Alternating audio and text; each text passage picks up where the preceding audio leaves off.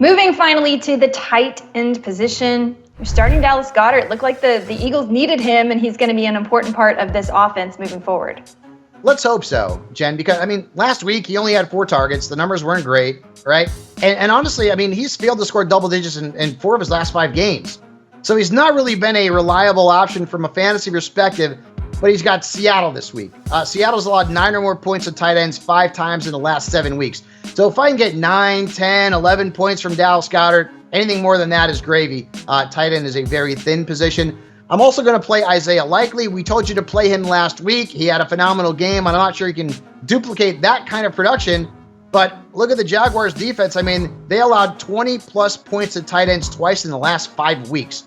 And Isaiah Likely is certainly a part of that offense. And I think, again, that could end up being a high-scoring game in Jacksonville. You're sitting a couple of tight ends that had decent weeks last week. In fact, one of them had a pair of scores, but you say don't trust it this weekend. Right, and I can't do worse than last week. Boy, I butchered the sit 'em tight ends. I didn't love Evan Engerman. He went off. You win some, you lose some. But I did like Kyle Pitts last week, and he did have a good game, but I don't love him against Carolina. This is a matchup here where their defense has allowed the 4th fewest points to tight ends this season.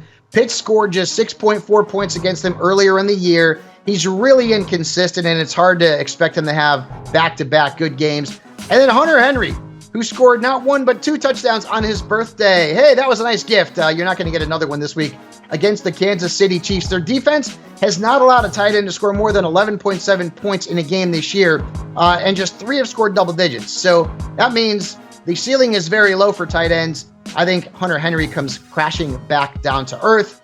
I would sit him.